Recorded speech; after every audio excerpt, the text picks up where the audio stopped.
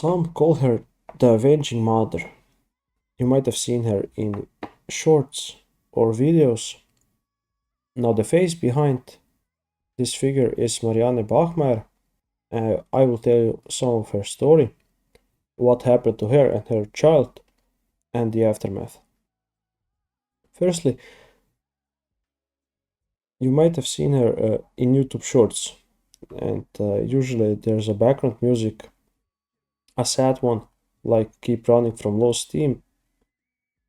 In the 80s, she became very popular with the production of movies like No Time for Tears and Anna's Mutter. She also was featured in a lot of documentaries, one from 93, 206, and 2017. Also, she went on a lot of German talk shows during the 90s, for example, 3 nach 9 and Fliege. And there were also, at the time of the trial, a lot of articles published. Who is Mariane Bachmeier really? She was born on the 3rd of June in 1950 in a refugee camp near Hanover. Her mother, Hanna, was from a Prussian noble family, and her father was a decorated Nazi officer. Hanna was Marianne's mother. She got in a relationship with an ex-boxer who was also doing some trucking. And her stepfather used to beat Marianne, and he even forbade her to go to the garden which he constructed.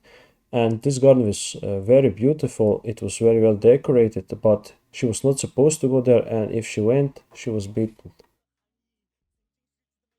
Once Mariana was of the age of 15, she met Hermann Pegel and started spending a lot of time with him. She actually became pregnant with 16 with her first child, Christina. Her stepfather, or how she liked to call him, Uncle Paul, was very displeased after finding out that Mariana was pregnant. He actually threw her out, and she had to spend a couple of nights in the park, sleeping on park benches. Thankfully, her half sisters brought her meals, and she was able to not starve and save herself and her child, Christina. Unfortunately for Marianne, Christina's father, Hegel, the relationship did not work out, and after finding a new love interest, she went to the home he was squatting in, but he already left, and she was pregnant for a second time. And at this point, she was actually assaulted by the men who found out that she squatted there, and they assaulted her at gunpoint. She also attempted suicide while she was pregnant with her second child. Thankfully, they were able to revive her in time and save her and her baby. Later on, she met Christian, who was a pub owner, and Marianne again became pregnant, and this time on her third pregnancy, she gave birth to Anna, who is the daughter which was assaulted by Klaus Grabowski, the man she shot 6 times in the court. Marianne and Christian had a lot of difficulties during their relationship. Christian actually forced her to marry one of his workers, so the worker would not get evicted from Germany. There were a lot of cases of infidelity from both sides. There was jealousy. On May 1980, police informed Marianne of Anna's death inflicted by the strangulations of Klaus Grabowski.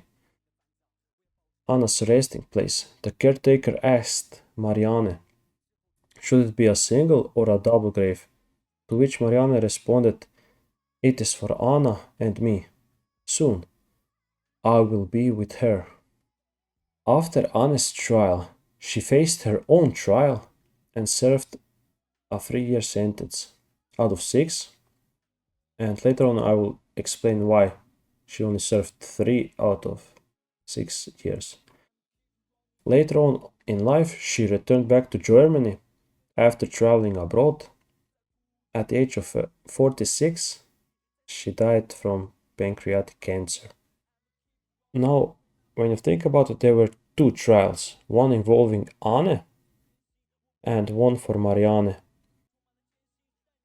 At her own trial, Mariane was sentenced to a 6-year prison sentence due to the court ruling manslaughter instead of murder.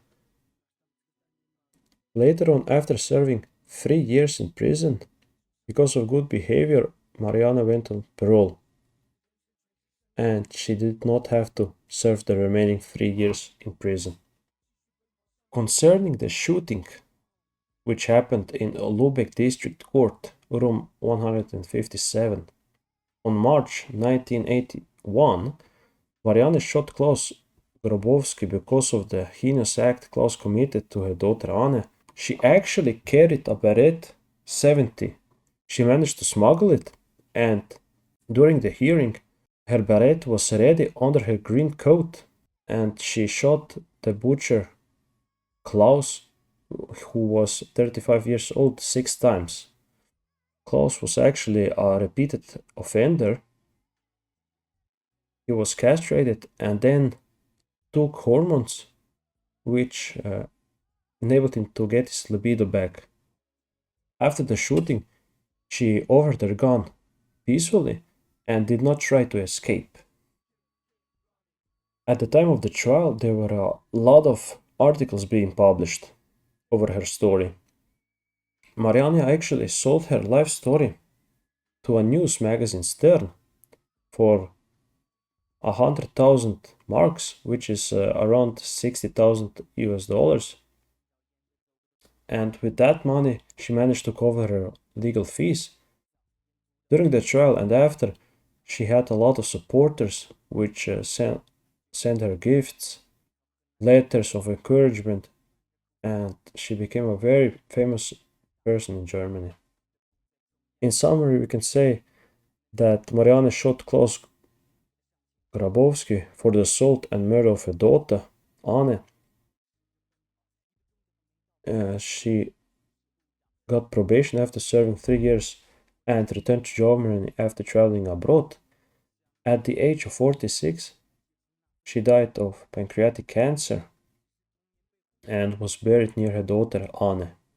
Now, I would like to ask you, what would you do in this situation?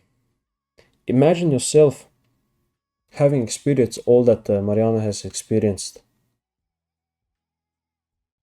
A lot of us have already gone through life with a lot of trauma. Some had even greater trauma that Mariane had. What would you do in this situation if you were the mother of Anne? How would you act? What would you do? Would you trust in the court and the system? Or would you take actions into your own hands? Like Mariane did? Comment down below.